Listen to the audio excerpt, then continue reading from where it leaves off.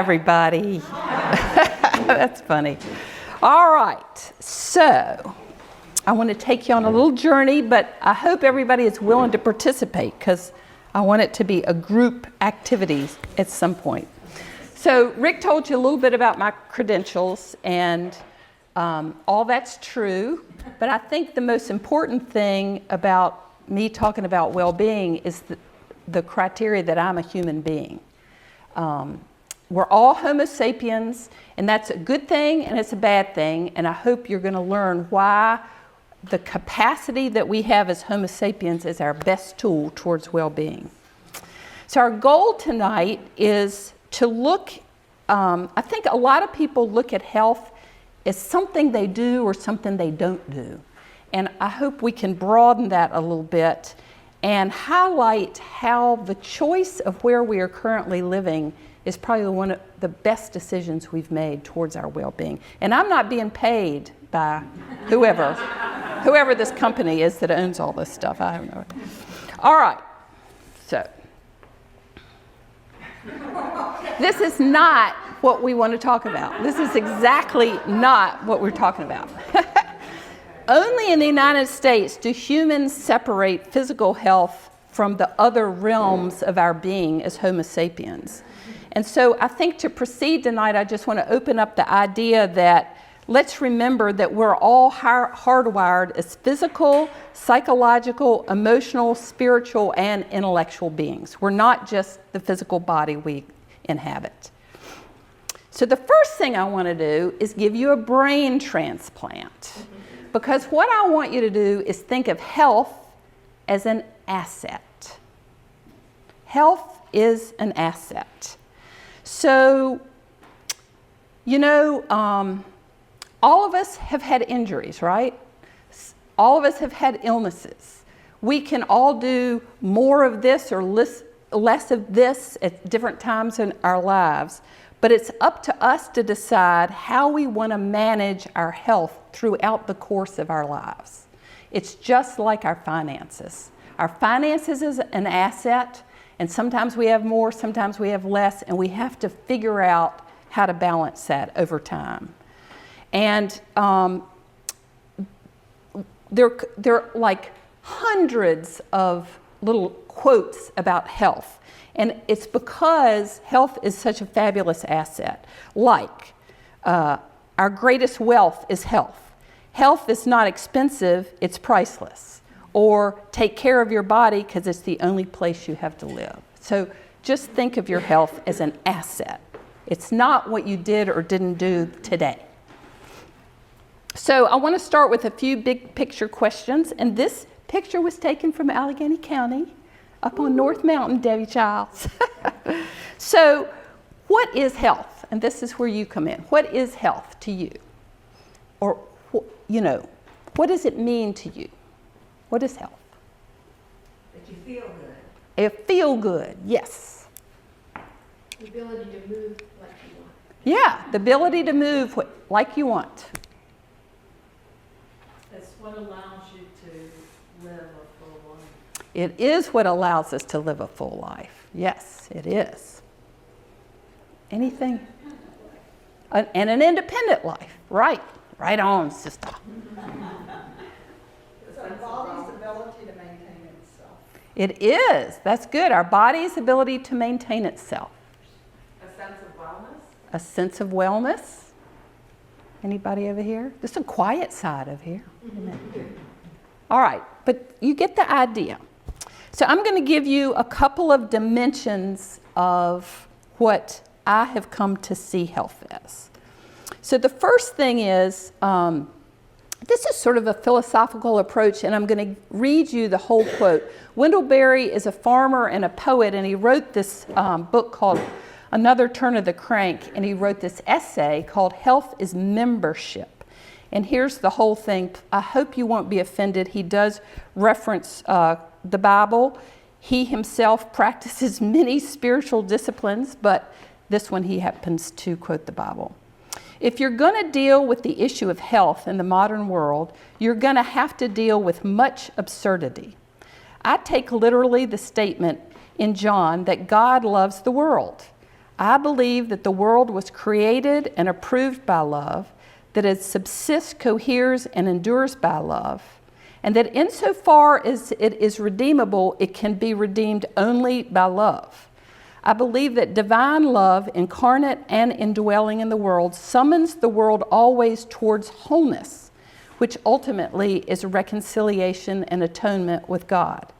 I believe that the community, in the fullest sense, a place and all its creatures, is the smallest unit of health, and that to speak of the health of an isolated individual is a contradiction in terms. Y'all with me? Well, it just so happens, as Rick said, I've spent 25 plus years in public health. This is our model of health, the ecological model of health.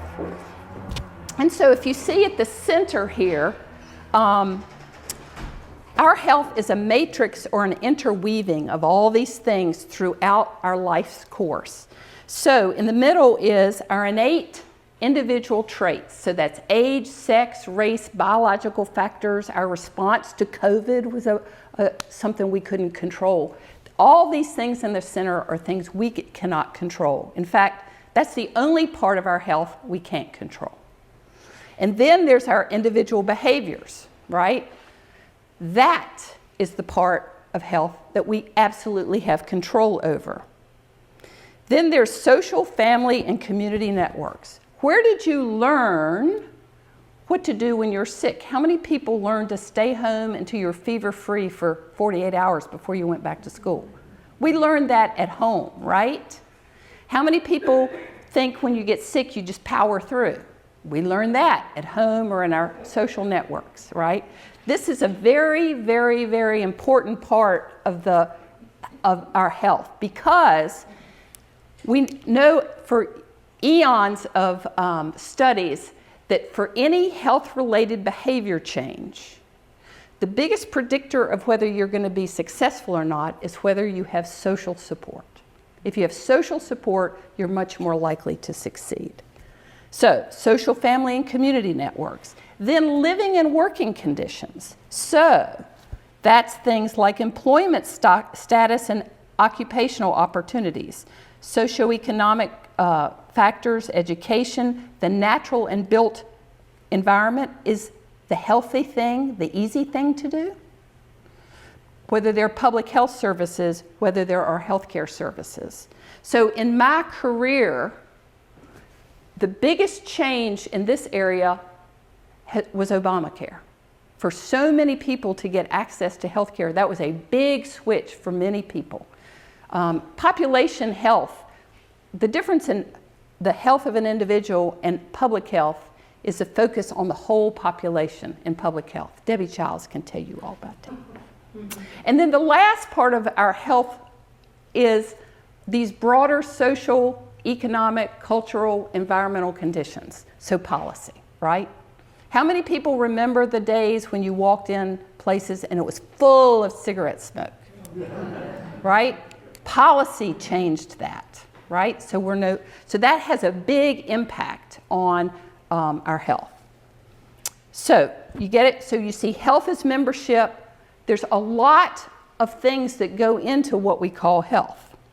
And then finally, I'm going to show you this. How many of you all watched any of the Blue Zone episodes? Okay. So the people who did all the data work for the Blue Zones is ShareCare. They have now partnered or started partnering with Gallup. Have y'all heard of Gallup, the polling? Some years ago, they went all over the planet to figure out what are the essentials of well-being and what's the definition. And so here's what they came up with. So it's called the Wellbeing 5. Purpose, liking what we do every day and being motivated to achieve those goals. Having supportive relationships and love in our lives. It doesn't say being married, just financial is managing your economic life to reduce stress and increase security. It doesn't say being rich. Community, liking where you live, feeling safe, and having pride in your community. And then for physical health, having good health and enough energy to get things done daily. Okay, so I just want to spend a minute talking about this energy thing. Energy is our capacity to get stuff done, whether it's work or activities of daily living or hobbies or whatever it is. So it's very important. And there are 4 areas of energy: physical, mental, emotional, and spiritual.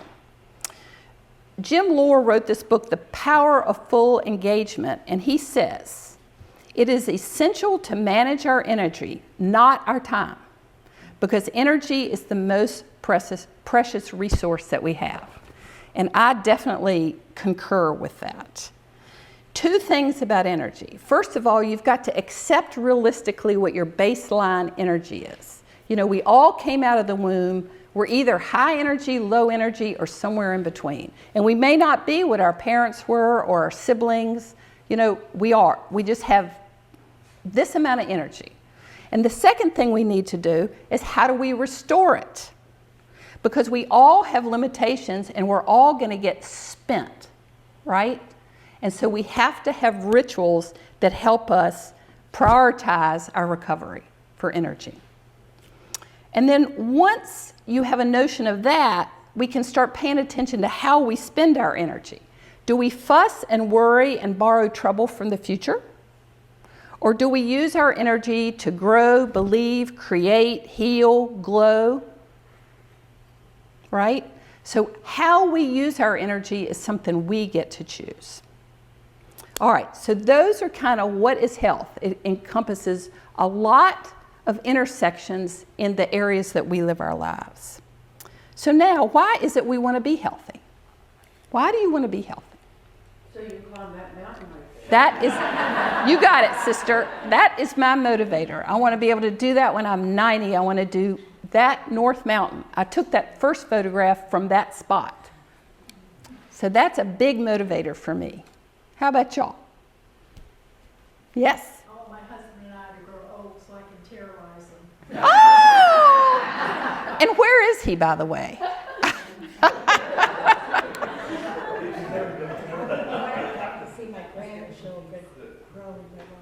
Perfect. She wants to be able to see her grandchildren grow up. That's awesome. Anybody else say something? I would like to see grandchildren, period, maybe. So we all have our reasons why we want to be healthy, right? And that's important to be in touch with those. And then what do we have to do? What practices do we need to employ to be healthy and to experience well-being? You can just think about that. You don't have to answer that because we're going to go there.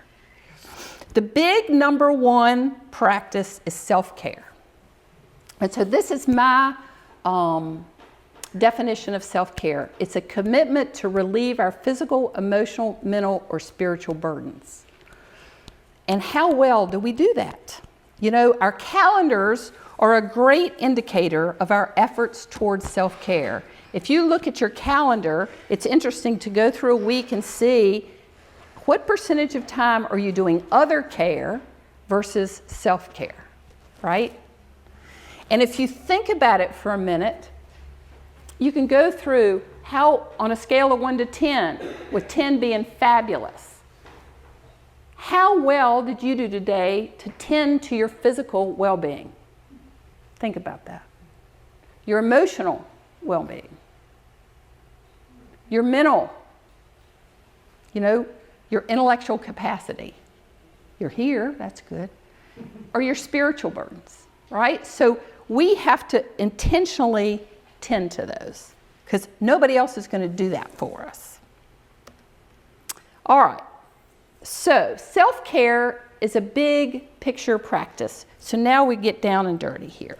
So here's Molly's Baker's Dozen for health and well-being. These are the practices that we all need to do. So does everybody know what healthy eating looks like?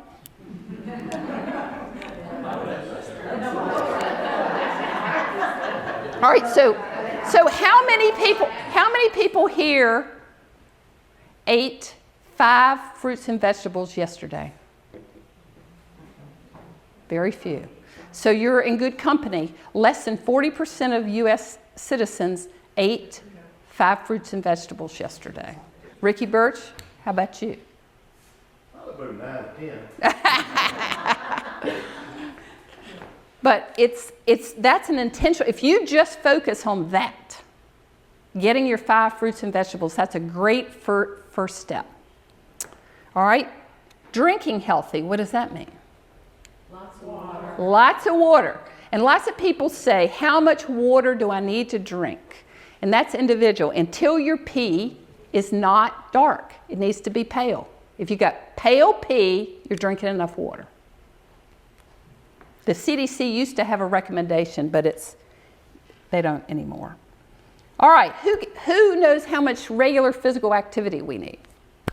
150 minutes Of moderately, 150 minutes of moderately intense physical activity a week is a good place to start. But wherever you are now, anything more is better. So if you're already getting 150 minutes, that's great.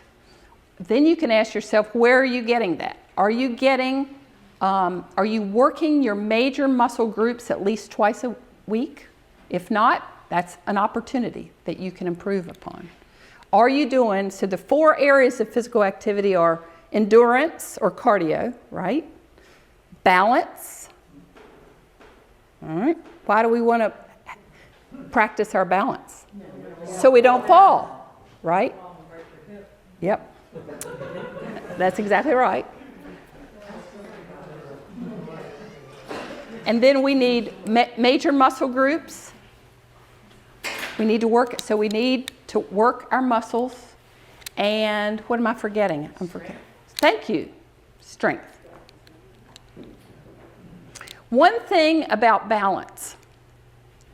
Does anybody here know what a proprioceptor is? Okay. What's a proprioceptor? It's the part of your brain that helps you understand where you are in relation to your environment. Right. So all of our tendons and ligaments have proprioceptors in them, and the brainstem is the place that mediates it. Our proprioceptors allow one body part to know what the other body part is doing and needs to do. And if you don't use your proprioceptors, they go nascent. So you want to keep them awake, right?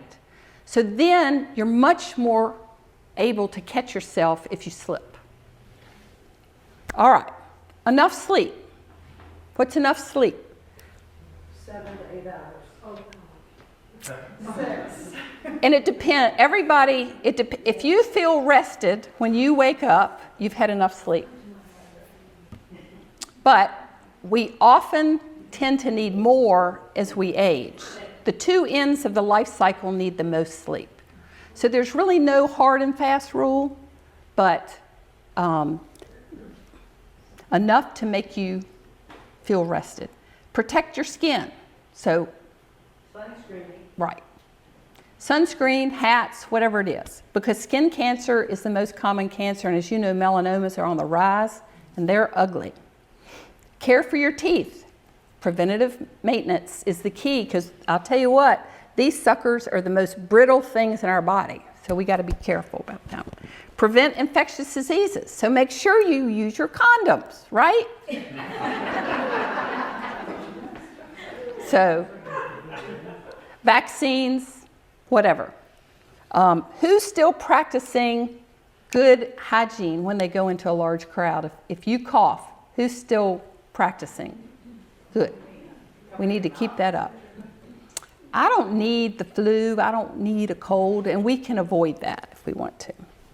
Avoid tobacco products, that's pretty obvious. Limit alcohol use and marijuana. Practice mindfulness. Does everybody know what mindfulness is? So, being in the moment, calmly in the moment. And there are a lot of different ways to do that besides meditation. Yoga is a good way to practice mindfulness and get your stretching in.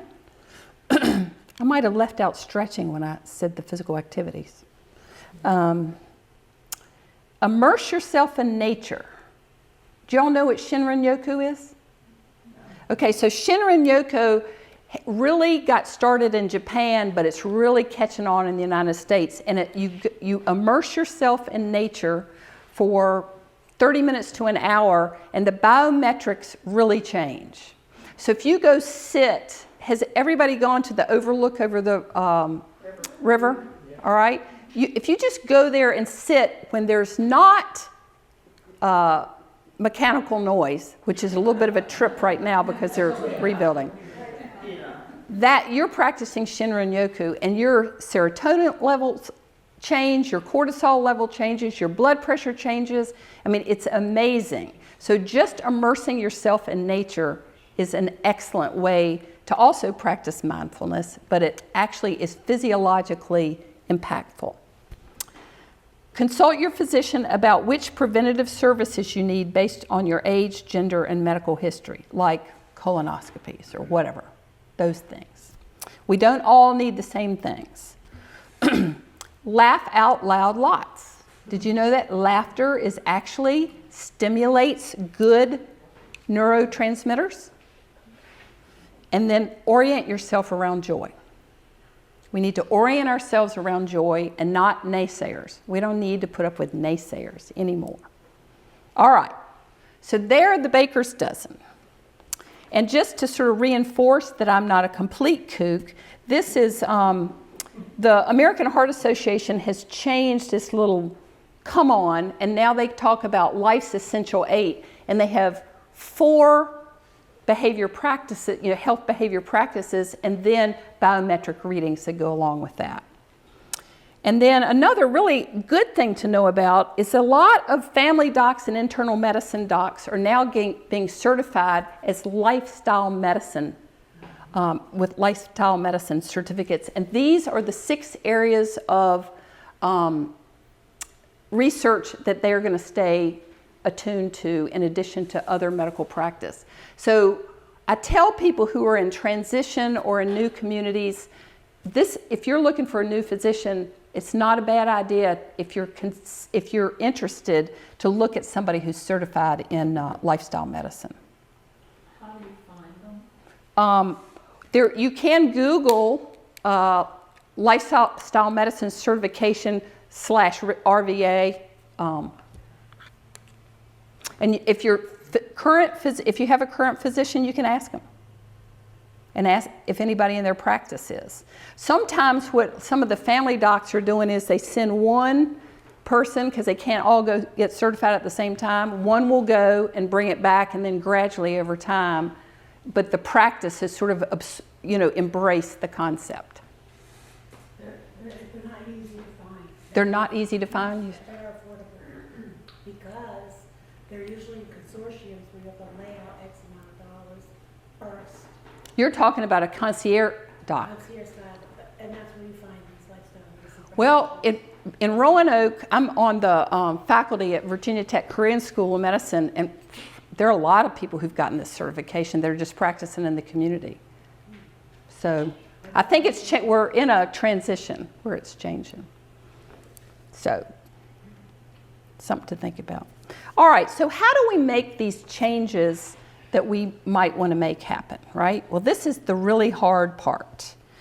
So the dirty clothes have to come out sometimes, As a nation and as individuals, Americans are really not the healthiest people on the planet, despite our advances in pharmacology, technology, surgery, and medicine, right? And it's because we have not adopted into our culture the way to overcome our neurobiology, basically. So first of all, I have a friend, a colleague, Mark Greenewald, who it was actually before the pandemic, family docs are getting really burnt out. And so he started this national program called Peer RX. And you buddy up with another physician, and there are these things you do to maintain your own well-being. But one concept is called the longest yard. So we all know what we need to do, right? And we believe it. So that's 12 inches. But then we get this emotional entropy between believing and doing, the next 24 inches. So the longest yard, part of the yard is here to get to there. And that's where we're all stuck. You know, we know the things we probably need to be doing, but we're not getting there. And we're not alone in that, obviously. Now, as you know, sitting is the new smoking and sugar is the new tobacco, right? Y'all have heard that? If we keep headed where we're going to get there. And it's not very good. But if we choose to use our brains and override where we're headed, we don't have to be hacked. Now we're at the heart of this talk. In our world of social media and information technology, I'm quoting from Jeffrey Tristram. Paul's words to the disciples are particularly instructive. Whatever is true, whatever is noble, whatever is pure, think about those things. If you have no guard, no discipline about what images and how many images you allow to bombard your imagination, it can do violence to your soul. It will take away your joy. How many times a day do you think you look at your camera? Your phone? Way too many. 140 is the average. Every 4 minutes is the average for an American. How many times does it ping? All right? Every time it pings, guess what it does? It affects our brain. So I want to just go backwards in time and look at evolution and why this ping of the phone and all the other things are so detrimental to our health. So multicellular organisms first appeared about 650 million years ago. So that means viruses and bacteria are much more evolved than we are. Okay? 480 million years ago, the Appalachian Mountains formed. By the time jellyfish appeared, animals were complex enough that the sensory and the motor system needed to communicate with each other, and that was the beginning of nerve tissue and the rise to the brain stem. And that was about 200 million years ago. Vertebrates appeared 180 million years ago, and brain evolution continued on. Primates originated 80 million years ago. These are 3 primates in my life. Homo sapiens used tools 2.6 million years ago. Neanderthal, fire, 300,000 years ago. And humans were basically, our species became humans 100,000 years ago. Now,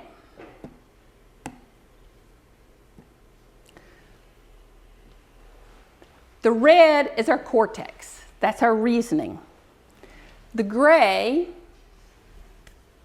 is our brain stem. What do you notice about that picture?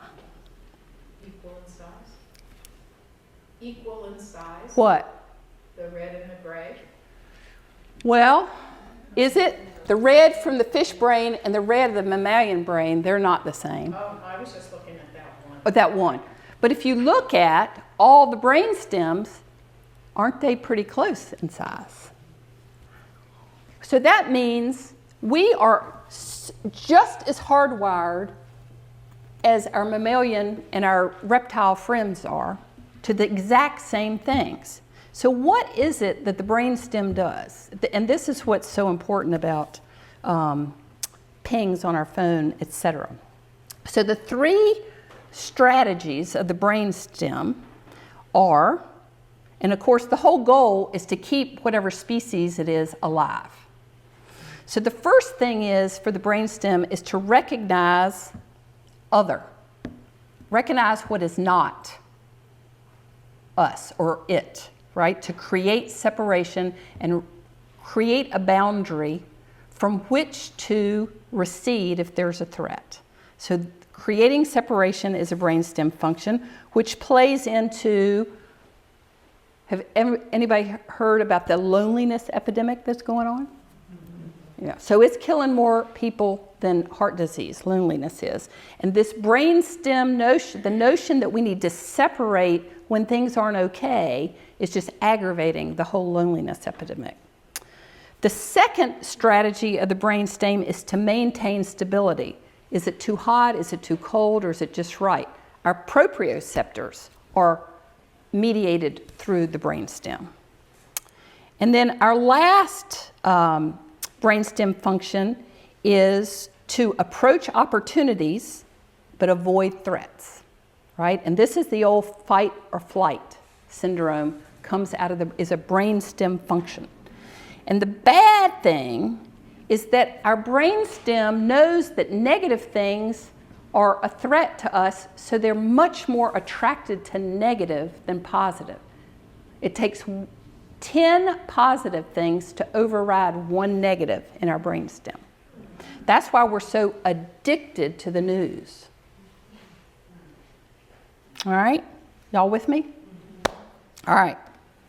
So, what about the brain? The nervous system moves information in the same way our heart moves blood. All that information is what we call the mind. It's a huge network. The brain itself makes up 2% of the body's weight, but uses about a quarter of the oxygen and glucose. And it hums all the time. It's running all the time, just like our refrigerators. So it works as a whole, but it evolved in parts. And that brainstem is that part that I was showing you earlier.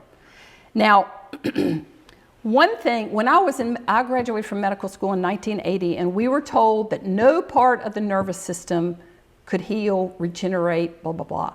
That's completely wrong. And now we know the whole part of the nervous system is capable of neuroplasticity. It can change. It does change. It does grow. So that's good news.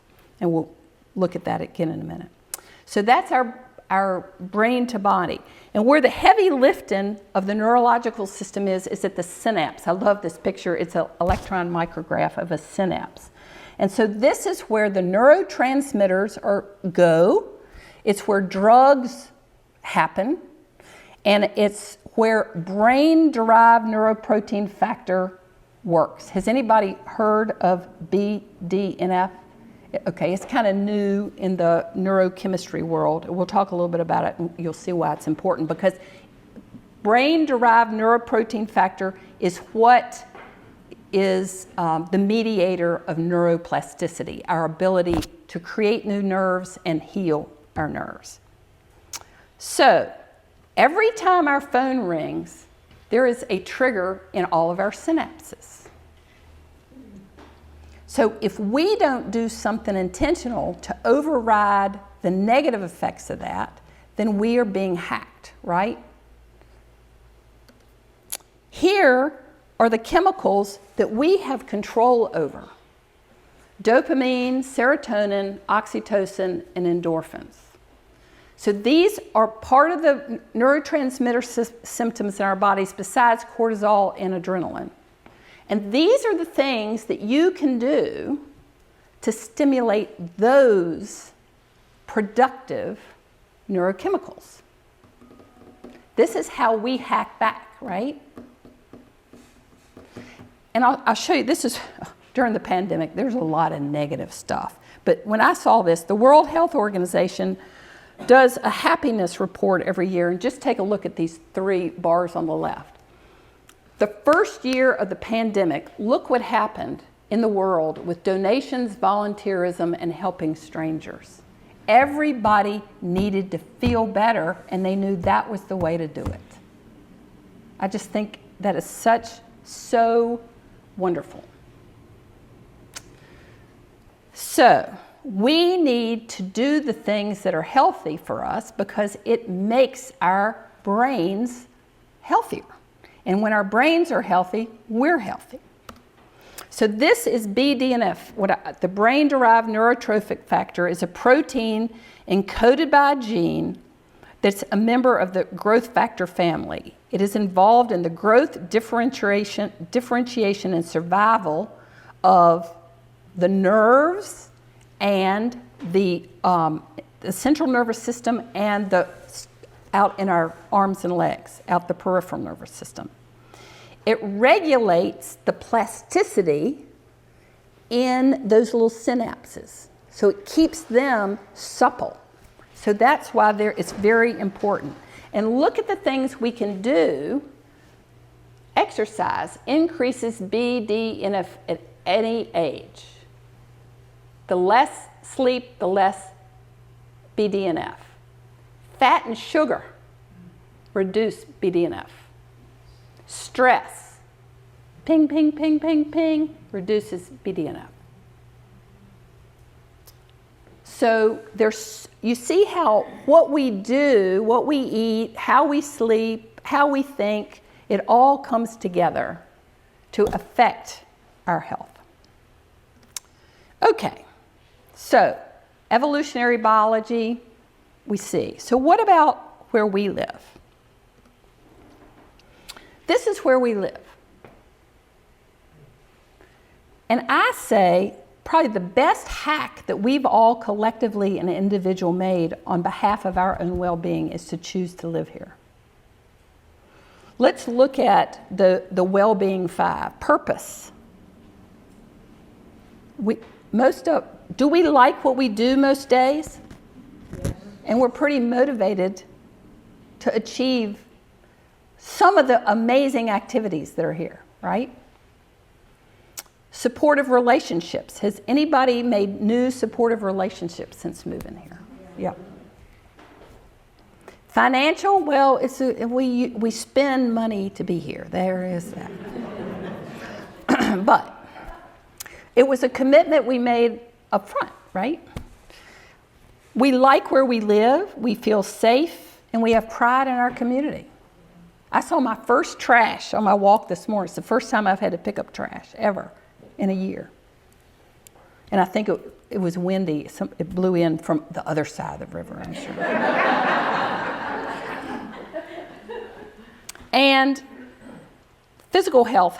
Do we have enough energy to get things done daily? That's kind of individual. But the healthy choice is the easy choice living here. It's very easy to make healthy choices here.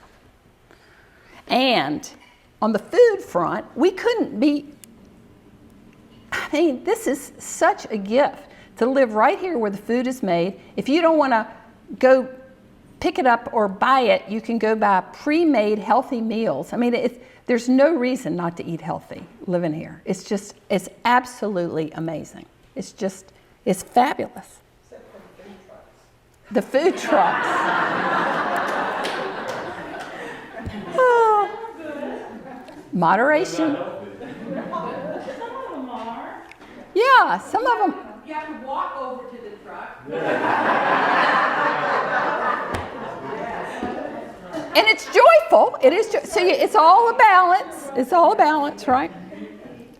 All right. So that's right.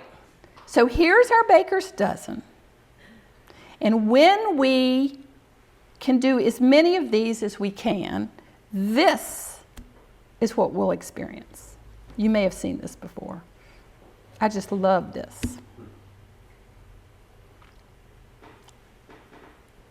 Persistent presence of a support network. Chronic positive expectations with tendency to frame events in a constructive light.